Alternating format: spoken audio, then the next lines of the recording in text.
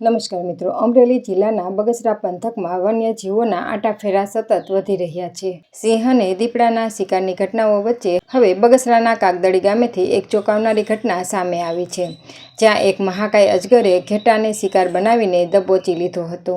પ્રાપ્ત વિગતો અનુસાર કાગદડી ગામે એક માલધારી પોતાના પશુઓ ચરાવી રહ્યા હતા. તે દરમિયાન અચાનક ઝાડીઓમાંથી નીકળેલા એક વિશાળ અજગરે ઘેટા પર હુમલો કરી દીધો હતો. અજગરે ઘેટાને પોતાના શિકાર તરીકે ઝઘડી લીધો હતો અને તેની ફરતે વીંટાઈ ગયો હતો. અજગરની મજબૂત પકડમાં આવી જવાથી ઘેટાનું ઘટના સ્થળે જ મોત નીપજ્યું હતું. ઘટનાના પગલે સ્થાનિક ગ્રામજનો અને માલધારીઓમાં ડરનો માહોલ છવાઈ ગયો હતો.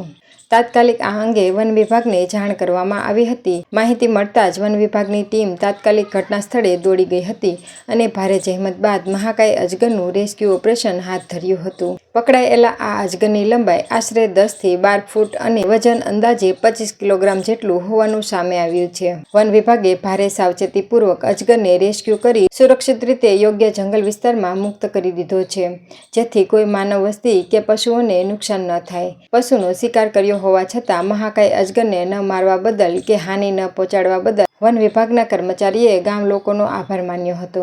અવારનવાર બનતી આવી વન્યજીવ સળંગ ઘટનાઓને લઈને પંથકના ખેડૂતો અને માલધારીઓમાં ચિંતાનું મોજું ફરી વળ્યું છે.